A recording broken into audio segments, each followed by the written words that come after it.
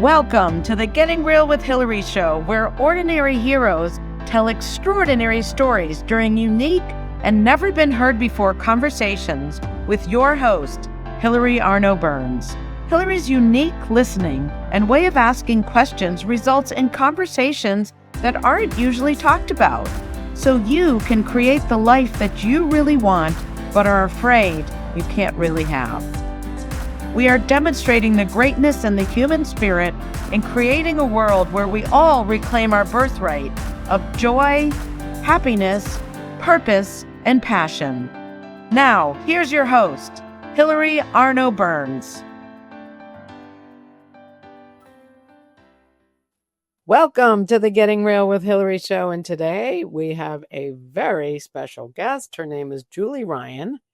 She is a businesswoman, an author, a psychic medium, an entrepreneur, an inventor, a podcaster, and a medical intuitive. So I bet you've never seen that combination before. Welcome, Julie Ryan. Thanks. Yeah, I'm a combo platter. Yeah, wow. Now, when did you ever have this psychic? Well, can I tell them what you did? When we were having our first conversation, I had been in pain. I'd been in the emergency room. I had this back pain that was scaring me to death, and they didn't know what it was. And so I'm talking to Julie, and I was like, do you have any idea what this might be? And she's like, oh, yeah, it's your ribs. Go to the chiropractor. And I was like, okay. So I did. And the chiropractor did a scan. My back was in spasms. And within a day, it was good. And it had been bothering me for like 3 weeks. So thank you for that. You're welcome. I don't know how she knew, but we're going to talk about that today, right? That's like, wow. Wow, wow, wow. Okay. All right. So tell us how it all began. I learned, Hilary, how to be a medical intuitive and psychic medium. I did not have dead people chasing me as a child. Or if I did, I didn't know it, let alone what I would have done with that information. So I learned how to do all of this. So I say I'm a businesswoman and an inventor who learned how to do woo-woo, and I'm a buffet of psychicness. So once we connect with spirit, we can do it all. I don't understand why you got the psychics and the pet psychics and the mediums and the past life people and the whatever. It's like, it's all spirit. It's all energy. Once you connect to it, then you can do it all. And that's what I learned how to do. And that's what I teach people how to do now. And how did you learn how to do it? Well, I, about 30 years ago, had a girlfriend who still have a girlfriend. My girlfriend gave me a book called Anatomy of the Spirit by Carolyn Mace, who called herself a medical intuitive. And I thought, well, what the heck is that? I'd never heard that term before. And I had been involved in the hospital supply industry for quite a while at that point. I'm an inventor and former manufacturer of surgical devices sold throughout the world, many of which have been on the market for some of them close to 30 years. So I was always interested in helping people heal, but I was helping the doctors and the staff help people heal in the hospital arena. And my interest was piqued. And back then, Hilary, we didn't have the internet yet. So I went to a bookstore to see what else was available. And I found a book called Hands of Light by Barbara Brennan, PhD. Now, Dr. Brennan was a former NASA physicist who parlayed very complex quantum physics principles into understandable English for the non-scientific mind. That would be me. And she was using quantum physics to help energetically heal people, or help them heal themselves, I should say. And I thought, I want to know more. So I called her school and I asked if she had anybody in my area teaching this stuff. And lo and behold, she did. And she said, yes, I have a graduate who just opened a school. And they gave me her information. I called her, and then I worked with her for 6 years. Fast forward, I now teach all my techniques, which are an amalgamation of what I learned in studying with her, other things throughout the 30 years I've been doing this, into a weekend course on a Saturday and Sunday. And I equate that to, we used to use carrier pigeons to deliver messages. And then we used the Wells Fargo wagon and then, the U.S. Postal Service. And now we communicate instantly via our phones and our computers. Same thing, all of the techniques and everything have become more streamlined as I've done this work, and I've figured out ways to make it really easy. So everybody has the ability. We're born with it. It's just a matter of developing and enhancing it. And that's what I teach. Wow. When's your next course? It is October. It's October 24th through the 26th in Atlanta. We rent out a hotel adjacent to the Atlanta airport with a free shuttle, and we learn how to do woo-woo for the weekend.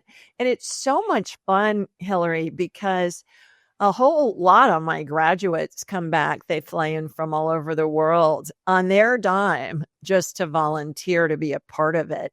And you learn how to do the whole buffet of psychicness. And at the same time, we have so much fun. The food's amazing. It's a Southern garden party theme. It's really wonderful. It'll be one of the best weekends of your life if you decide to come join us. Wow. Okay. So can they find that at your website, askjulieryan.com? Correct. Yes. Okay. So if you're interested in that weekend, which that sounds so cool, askjulieryan.com. Not askjulieryangift.com, right? That's a different one. Askjulieryan.com. Ask Julie. Okay. I'm getting them confused. Okay. AskJulieRyan.com. The gift, you'll find out. Well, should we tell them about the gift? Sure. Okay. Right. So the book that we're going to be talking about today, or at least partially, is Julie. Can you hold it up? Because I don't have a physical copy. Angelic Attendants, what really happens as we transition from this life into the next. And it's about how we're all surrounded by angels and the spirits of deceased loved ones and pets. It comes with graphics showing the position of the angels and the loved ones' spirits. And it's about what happens when we're dying, because there's lots of information out there about the afterlife, Hilary. I find that there's lots of information about past lives and near-death experiences, not so much about what happens as we're dying. And that's what everybody's afraid of. Are we going to fly or are we going to fry when we die? And there's really not much information, although a year after I published Angelic Attendants, there was a university-based research project that was released showing 90% of people at the end of their lives see the spirits of deceased loved ones and pets as they're getting close to death. 90%. So perhaps... I'm wondering, how did they know that? Well, because they did university-based research on it. They talked to a lot of people at the end of their lives in hospice, primarily. So they were there at the otherwise they're dead. So they had to talk to them as they were dying. They talked to them and they videotaped them. It's one of the biggest YouTube recordings, actually. It's a doctor named Chris Kerr, Kerr, and he's head of Buffalo Hospice. He's an MD, PhD. And so they have amazing videos of people in the last few months of their lives talking about the spirits that were in the room with them. And so for those of us that have been with a loved one at the end of their lives and we think, oh, grandma's hallucinating and it's from the morphine that they're giving her. No, she's not. She can really see her deceased mother who died 60 years ago. Her spirit's in the room. I was with my dad, but he was on so much morphine that he didn't tell us. So I don't know. Maybe he did. Oh, I'm sure he did. Everybody does. Yeah. Wow. And you talk to any critical care provider, CCU, ICU, emergency room. You talk to any hospice provider, death doulas. You talk to funeral home directors, for heaven's sakes. They have a boatload of stories that will center around, yeah, my dad kept seeing his deceased mom's spirit or his deceased horse's spirit, or my sister waited until our mother got to the hospital before she died. And the stories are just amazing. And they're just across the board similar to people from all cultures and all socioeconomic groups and all of that. So funeral directors have tons of stories like that. But the person's already dead by the time they see them, right? No, but they're hearing it from their family members who are coming in to plan the services. Oh, okay. Whoa. All right. So how did you get from you took the courses, you read the book, Anatomy of the Spirit, Hands of Light. Okay. You for 6 years you studied at that school. Right. And then what happened? Were you still in business during this time? Oh, yeah. Because it was like a day a week, an evening a week is what I did in person. And so then how I got to where what I'm doing now with all my books and my 5 YouTube channels and my podcast, we release 4 shows a week and all of that is, and working with clients. I, one day was with my mentor, and this was in probably about 2005 or so. And the first time I saw this phenomenon with the angels and deceased loved ones was when my own mother was dying in 2002. And then a few years later, I had seen it with many other people by that point, friends and family. And I could do an instant replay. I could tell them who was in the room, the family, all of that. So one day I'm with my mentor and she was doing a healing on me, Hilary. And when a healing's done on me, my deceased loved one's spirits line the sides of the table. And this one day, another spirit was in the room and I can see them telepathically in my mind's eye. And this spirit of a dead Pope showed up and he had his Pope hat on and his shepherd's rod and the whole 9 yards. And I said, well, who are you? And he said, I'm Clement. And I said, well, I'm sorry, but I've never heard of a Pope Clement. And he laughed and he said, well, I was number 6. And I said, okay, how may I help you? Kind of like, why are you here?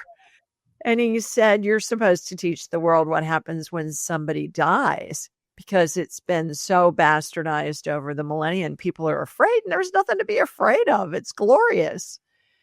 And I said, And he said, really, this is what, this is your kind of your mission if you choose to accept it. And I said, well, thanks, but no thanks. I'm a businesswoman and people will think I'm nuts. And he laughed and he goes, yeah, just get on with it. So I left a little while later, Hilary, and I went to my car to drive home. And I just looked him up just for kicks on my phone. Well, come to find out, this guy was in office during the Black Plague when 2/3 of Europe died. And he's best known for his prayers for the dying and his prayers for the dead. And I thought, for heaven's sakes, Ryan, you can't make that up.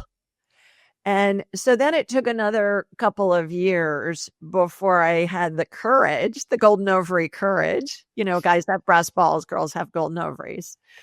And I had the courage to release what I was seeing. And really the catalyst for that was I was in church one Sunday and I was sitting between my husband and my son. And the priest from the altar said, wouldn't it be great if somebody could tell us if we're really surrounded by angels and our loved ones' spirits and they escort us to heaven? And I'm getting elbowed by my husband and my son. And so I said, God, really, from the pulpit, you're giving me grief about this? Seriously?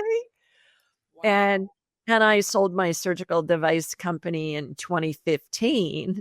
And that gave me the time to be able to crank up Ask Julie Ryan. And it's been the most fun thing I've ever done. Out of 9 companies, I've founded 9 companies in 5 industries. And people say, well, what are your goals? And I'll say, I don't know. I don't have any. And they say, well, what do you mean you don't have any? You're a business. Well, I just go where I'm led. Spirit, Pope Clement and God and the Holy Spirit and all of them tell me stuff to do. And then if it makes sense, I do it. It's been the most fun thing I've ever done. Now, did you ever doubt what you were hearing or think, oh, this is crazy, or how do I know this is real? Oh, yeah. Early on. Absolutely. Yeah. And when did you get so confident that it's like, oh, your ribs, like, oh, you know what I mean? Like, Well, when practice. Those neural pathways get laid, whether we're learning to shoot a basketball through the hoop or whether we're doing woo-woo or whether we're really? learning how to knit, we lay new neural pathways in our brain. And it comes with practice and validation. Once the information I'm receiving was validated, and it was validated over time, then it was like, okay. And then that's part of what I've put together in all my trainings is it's that first thing that comes into your head instantly as fast as you can snap your fingers or before. Because if you think about it for a while, that's going to be your brain talking to you. And so there are definitely techniques that I've realized that I teach of how to communicate with spirit. And when I was looking at your body, you said, oh my God, my back's killing me. Can you scan me? And I'm like a human MRI. I connected into you energetically and then shot energy through you. And it's like I'm looking at an X-ray or a CT scan or an MRI, and I could see what was going on with your back, helped with an energetic healing of spirit working through me and with me to help you heal yourself, because nobody ever heals anybody else, ever. But the healing was done on the energetic level. Then your spirit integrated it into your body. And I said, go find a chiropractor, and that'll be the missing piece of the healing equation. It's done on the energetic level. Let's help it on the human level. You did. And it worked pretty quickly. It sounds like within 24 hours for you. And when you look, what do you actually see? Like, do you see the bones and stuff, or you just see what you do? Yeah. Yeah. I see in my mind's eye broken bones, torn ligaments, viral infections, bacterial infections, cancer, things like that. And then, as I mentioned, its spirit works through me and with me to help with a healing, an energetic healing that is done on the energetic level, and then it integrates into your body. And that can happen instantly. It can take days, weeks, months, may need complementary care, like what I suggested for you. Go see a chiropractor. And then that's all part of the healing equation. Back to nobody ever heals anybody else. If you think about it, Hilary, if you have a big cut in your leg, on your leg, and you go to the emergency room, they're going to stitch it up for you, but the doctor doesn't make your skin grow back. You make your own skin grow back. And that's how all healing works. Nobody ever heals anybody else, ever. And people, when they come to me for help, and that's really most of the work that I do, it's probably a good 85 to 90% of the work that I do is healing. And most of my clients will come to me because they've been to multiple doctors and gotten multiple diagnoses and different treatment suggestions, and they still have the same symptoms. And oftentimes I can pick up what they're missing because they're clouded based on their frame of reference, their training. You do surgery on it, you do a prescription, or you do therapy kind of a thing. And that, again, is part of the healing equation. But then the healings are interesting because they can integrate into somebody's body instantly, like I said, or take days, weeks, months, need complementary care, like you going to see the chiropractor, that kind of thing.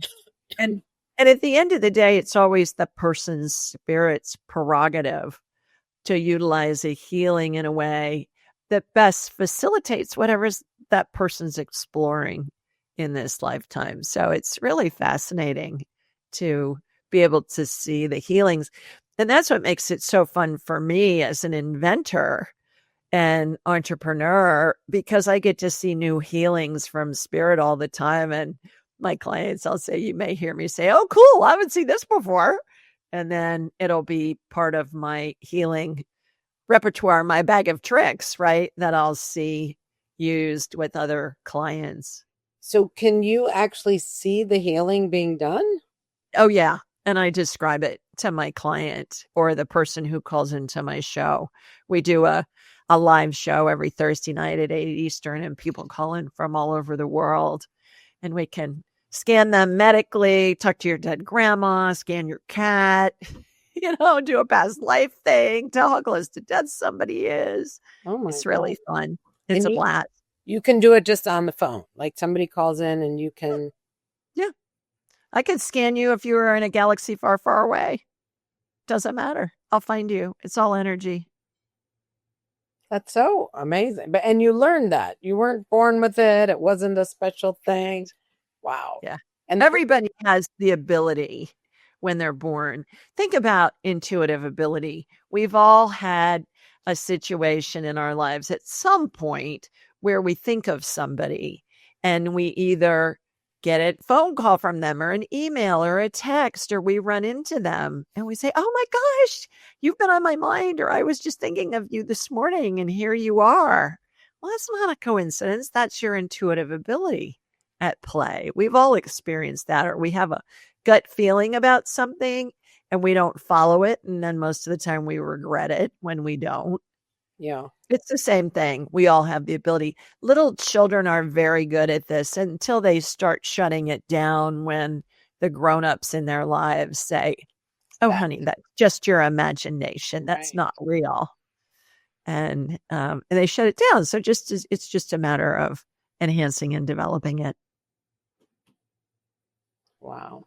And does it ever not work or not? Can you ever not see it?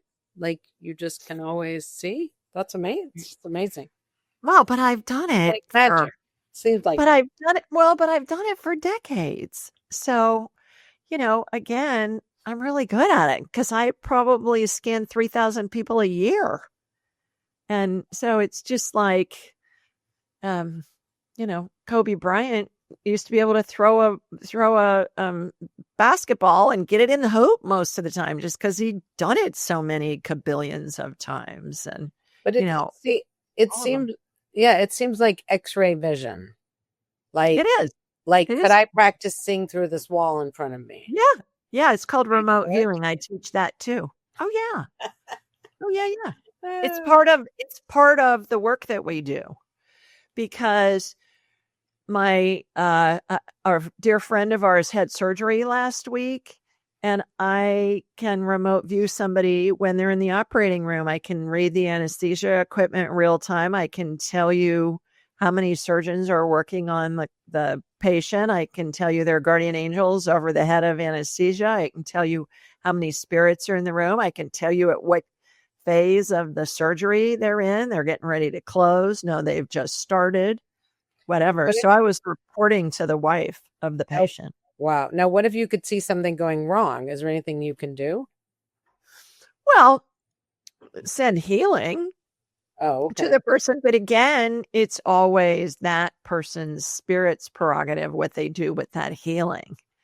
And it's interesting that I've noted over the years that when somebody is having a lot of prayer said for them, there are more spirits in the operating room. Wow. And I'll say to the family, well, is your husband on a prayer chain? And they'll say, yeah, 4. I'll say, okay, I can tell, because that operating room is really crowded. And back in the day when I was actually in surgeries for work, developing products, testing prototypes, things like that, I could see that real time in my mind's eye, but I don't need to be there. I would say 99.9% of the work I do is remote. Wow. It's mind blowing, right? I guess it's normal for you, but like for me, I'm like, yeah, true. Yeah.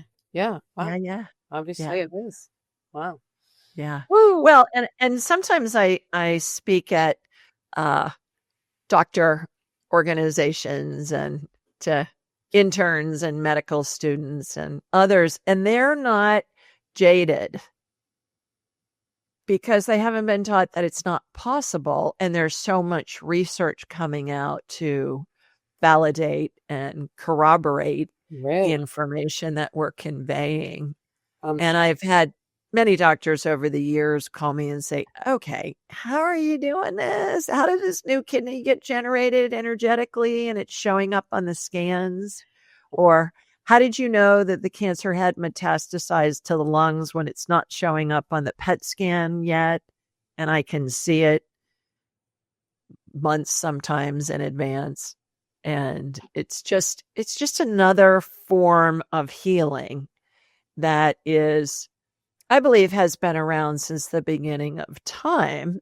And as we've gotten more well-educated and we are more proof-based and we have adopted the allopathic only form of medicine here in the West. I mean, certainly Chinese medicine and the different cultures, their medicine's been around for millennia.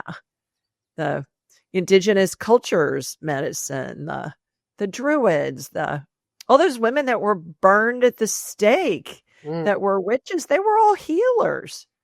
And it was the well-educated, well-to-do men that were burning them because they wanted people to adopt the allopathic part of medicine. So they made it into something bad. What does the allopathic mean? I've heard that word. Medicine as we know it. Oh, okay. Okay. It sounded more homeopathic, but it's not, right? No. Yeah, right. Wow. Now, do other people, are they able to see inside the body like you? Oh, yeah. Yeah. I have hundreds of graduates from, I believe, 15 countries so far. Wow. Around the world. The only prerequisite to take my class is you got to speak English because I don't speak any other languages. Yeah. Have you ever heard of the Silva method? I have not. You have not. Okay. Mm-mm. Because it was sort of like you were doing body scans. You were going into stuff but you had to do a lot of case studies, which I never did. But there was a guy, I don't know, 40, 50 years ago, and he's passed it on. Yeah, it's interesting. But it's not exactly the same, but it's, you're looking into metals and you're doing scans of bodies, but I don't know how far people got. You know what I mean? Well, most people have heard of Reiki. Yeah. And Reiki is Japanese energy healing. Ancient Chinese medicine is energy healing, and it's utilizing energy to help the person heal themselves. And so I just take it further because we can detect more specifically what's going on in what body parts instead of, okay, there's an energy block here. A la Eastern medicine, let's clear the block, and that's going to help the body heal. That happens in the work that I do and I teach, but we're specifically saying, okay, you got a hairline fracture in your, whatever, and I'm watching it get healed. And then they go get an x-ray, and guess what? They have a hairline fracture exactly where I've told them the fracture is. And I'll say, you need to go get seen. And they do. But when you see it, but aren't you healing it? Energetically, but remember, the person may need complementary care from the human side as part of the healing equation. So it's all part of them healing their body. It's already healed on the energetic level. They decide how, when, all those parameters of how to integrate that energy healing. And then they may need some complementary care from the human side. So, okay, one side is energetic and the human side is the physical? Yeah, absolutely. Things that we can do to help our bodies heal, right? Like what? Like if you heal the fracture, but they could still see it. They could still see it on the x-ray, right? Yeah. Yeah. So they may get a cast on their arm. So They would may still need the cast. they may have a sling, but they're most of the time, if they're having energy healing in addition to that, to our Western medicine as we know it, then they'll heal faster, more completely. And it's just a sped up version of the healing process. Sometimes they heal instantly. By the time they go get an x-ray, that fracture isn't showing anymore. But again, that's all predicated on how they want to integrate the healing. Now, is it them themselves or their spirits? Their spirit. Now, do we all have a main spirit guide? We do. How many? Do we have like We have many. We have many, and we usually have a main spirit guide who's not necessarily with us throughout all of our life and or lives, but is with us based on what we've got going on and what we're interested in at the moment. Furthermore, it's been my experience that we have the same guardian angel throughout all of our lifetimes and in between lifetimes. So that's the constant, is the guardian angel. Oh, okay. And then the spirit guides come in and out based on what we're exploring and wanting to experience at different parts of our lives. Now, is this guardian angel only ours? Or does it have other people? I just heard from spirit in my head that no, they're not only just ours, and yes, they have other people. But if we need them, they're there. It's on. Is it like? Well, they're with us constantly, and they can be. If you go back to the Judeo-Christian concept that we're made in the image and likeness of God. God is source, spirit, energy. Most of us have been raised to think, oh, God looks like some old man. He looks like Dumbledore, right, from Harry Potter movies, or Gandalf from the Lord of the Rings movie. Old man, white hair, white beard, long white hair, that kind of thing. It's been my experience, Hilary, that God is energy. And energy, if God can be everywhere all at the same time, and we're made in the image and likeness of God, I believe it's in spirit form. So we can be multiple places at the same time. And so can our loved ones in spirit, and our angels and our spirit guides and others. So when we lose a loved one, that loved one is with all of us. Let's say a grandfather dies and he has 50 grandchildren. He's with all those grandchildren and all of his children and all of his other loved ones all at the same time. Hard for us to understand from our human perspective. Certainly that's what I've been told bazillions of times by spirit. Wow. All right. We have to take our commercial break, and we'll be right back after a word from our sponsors. Be right back. Hold that thought.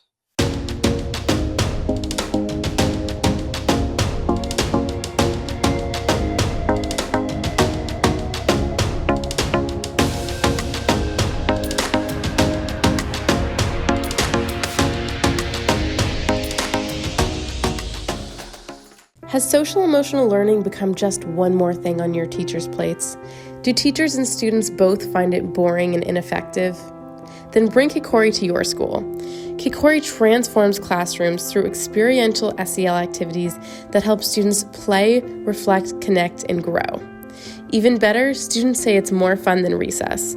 Schedule a no-obligation conversation at kikoriapp.com/bringkikori. Kikori.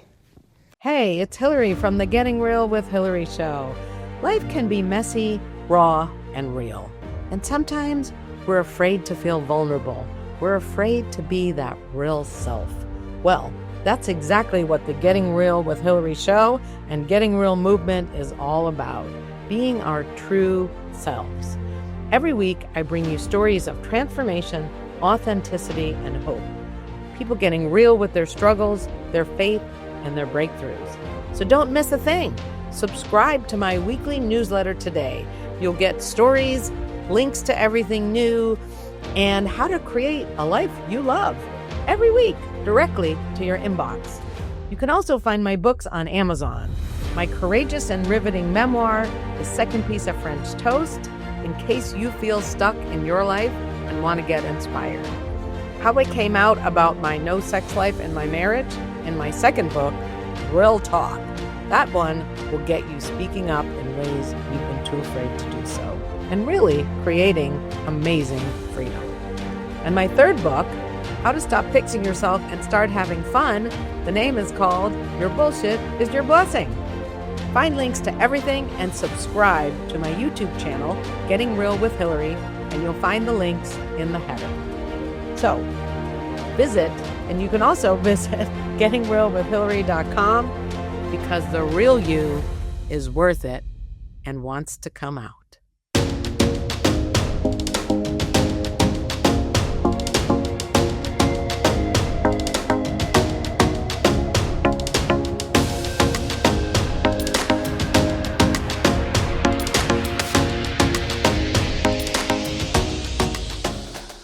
And thank you, as always, to our sponsor, KikoriApp.com. If you want to bring social emotional learning to your kids, your educators, make learning fun, have kids connect to their heart, please go to KikoriApp.com and check them out. It can really change their lives.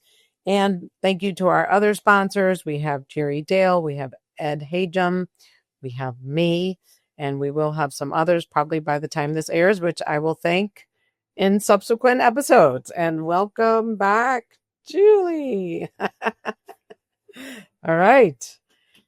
Okay. So we have multiple. So wow. Yeah. I guess we can't think about it with our human brains. It just doesn't make sense, right? Right. And when I go into kind of, what? I feel like Scooby-Doo, like, huh? What? Yeah. I go to a place, Hilary, where I think, is it feasible? Yes. Do I understand it? No. Will I understand it when I go back to heaven, when I'm done living this lifetime? Yes. And that appeases me in the short run. Wow. So, okay. So when you heard the guy on the pulpit saying the thing about, wouldn't it be nice if we knew what happened after that? How did you get this going?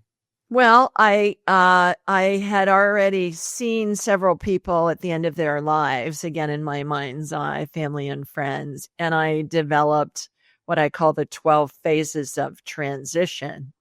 And that's a sequence of events that spirits and deceased loved ones, spirits and angels and pet spirits all surround the dying person.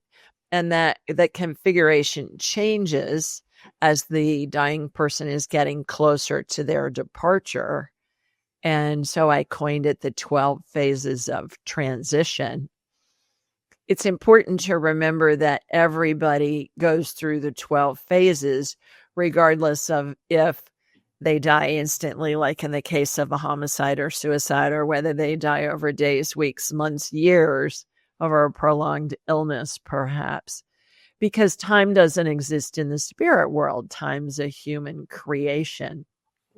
Again, one of those things like, well, if somebody dies instantly versus somebody that's dying over 3 years, how can the 12 phases unfold?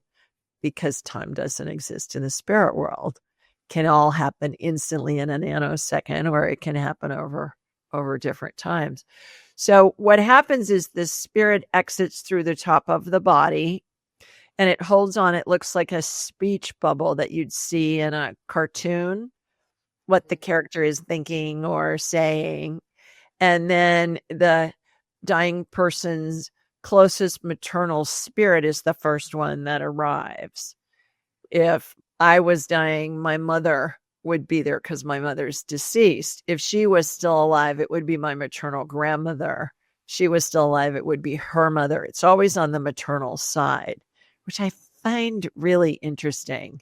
And that surprised me, Hilary, because I thought maybe God has like a departure department in heaven. And when somebody's getting ready to die, just dispatches an angel or something to come run the show. That's not been my experience. It's always the closest feminine spirit. And if somebody's... do you wonder, you probably don't know this, but how do they know? Because they're spirits. They know what's going on. Yeah, absolutely. And it's interesting also that if somebody's adopted, it's the mom that raised them. Yeah. The birth mom's spirit is there, but it's the mom that raised them who's the one that's running the show from the spirit world. And then the paternal spirit closest to what if they didn't have a mother? Well, they were born, they had a mother at some point. But if they were, let's say, right, but the birth mothers have the picture, they go to foster care, boom, boom, boom, boom, different people. Who would come then? The one who was the most nurturing and the one they spent the most time with. Okay. Yeah. So there'll be someone. Yeah. Yeah. I'm feeling bad for these people already, right? Right. Right. Wow. And that could be maybe somebody in an orphanage, maybe a nun. Yeah. Who showed some compassion and kindness to an orphan, or perhaps another worker who worked in an orphanage and showed some care and compassion. The person who was caring, caring. Yeah. Always a female, though. Wow. Always yeah, the we mother were starting spirit. to say something about that you find that interesting. I find that fascinating. And then I went back to my studies about Kabbalah, which is ancient Jewish mysticism. And in the Jewish religion, a child is not considered Jewish unless the mother who births them is Jewish. Right. And so there's something there that has been around for millennia with the mother's spirit. And I find that fascinating. So then the mother spirit is the one that runs the show from the spirit world, calls in the angels, calls in the spirits of other deceased loved ones and pets. And they continue to arrive in huge numbers as the person is approaching death. And I call them the Welcome to Heaven Committee. Can you show a page from your book? Because I don't have it physically, just so that people can visualize this. Because when I saw the charts, I was like, oh my God. And it's always the same, roughly. Yeah, right? It's always the same. Yeah. So this is somebody really ready to go to heaven. I'm gonna go out so they can see you bigger. Yeah. So the angels are in a straight line. These are all spirits of deceased loved ones. The pet spirits are there. The parent spirits are at the person's feet. The spirit bubble is up the top of the head. By the way, on my website, askjulieryan.com, if you go to the 12 phases of transition page, there's a free download of a chart that details all the 12 phases together. And when somebody has a loved one at the end of their lives, I'll say, download that chart, save it on your phone. And then you just ask, what phase is my grandmother in? And you'll hear a number in your head. It's the first thing that comes in as fast as you can snap your fingers, and then you can refer to the chart. And it really helps people navigate the dying process with their loved ones, because certainly, especially in this day and age, we take time off work, sometimes travel vast distances to be with our loved ones at the end of their lives. And we're able to gauge, okay, grandma's, she's gone through phase 6, 7, 8 here in about 3 hours. We need to bring the family in, and we need to allow those who want to say goodbye to come be present. And families find that so helpful. And the way that you can tell is by this, who's already around them. Who's around them, what the position is. So the mother spirit shows up first, then the paternal spirit, and then the mother spirit calls in angels. And these angels, Hilary, are big old angels. But I'm a Catholic girl, 12 years at Catholic schools. So angels look to me like I was taught they look. Big wings, white gown, rope belt, bare feet, that kind of thing. Is that what angels really look like? Well, who knows? Somebody that grows up in an indigenous culture in the Amazon may see angel energy as just a purple blob of energy floating in the sky. We're always going to be shown spirit through our own frame of reference. That's how I was taught angels look. That's how most people in the Western world have been taught angels look.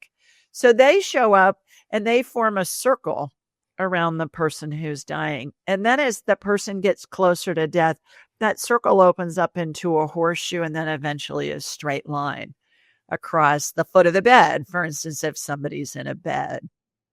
A couple of interesting nuances. May I share those? Sure. And then I want to make sure we talk about the ghosts before. Okay. All right. Go ahead. Yeah. So about phase 5, 6, there are 2 extra angels that show up, Hilary, and they're on either side of what I call the spirit bubble.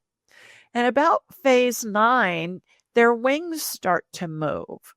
And I saw this with my own mother. And I remember this is the first time I'd ever seen any of this stuff. That was the first time I'd ever been around anybody who was dying. And that was in 2002. Was that before you had studied all this? No, I had studied a lot of it. Oh, and okay.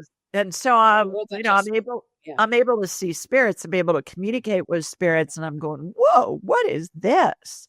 Okay. It was the first time I'd seen it in my mind's eye.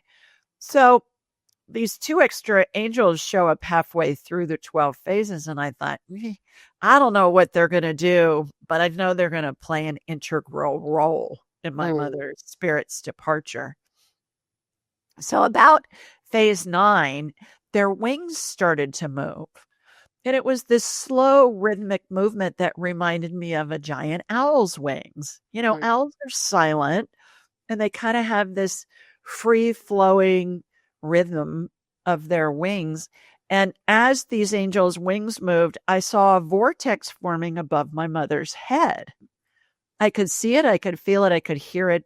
And it reminded me of an upward pull.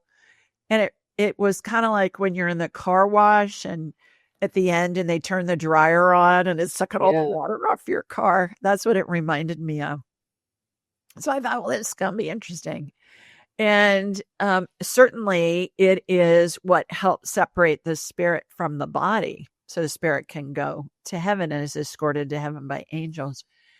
When I was writing Angelic Attendants, I thought, I wonder if there's any information out there. Because I thought it was interesting that something that was happening in the spirit world, I could see, I could hear, I could feel.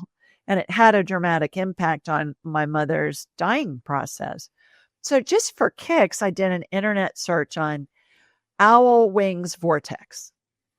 Come to find out, there's this phenomenon called a wingtip vortex that causes lift. It's these vortices that form underneath anything that flies, whether it be a jet, a plane, a bird, a bug, a kite.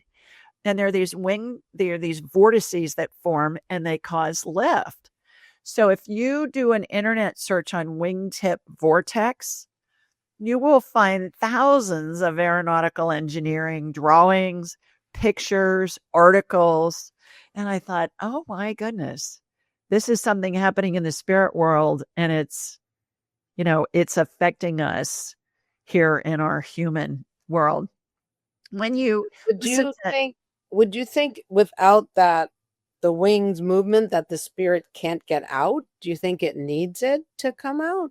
Yeah, I think it's part of the dying process. It's part of the 12 phases of transition.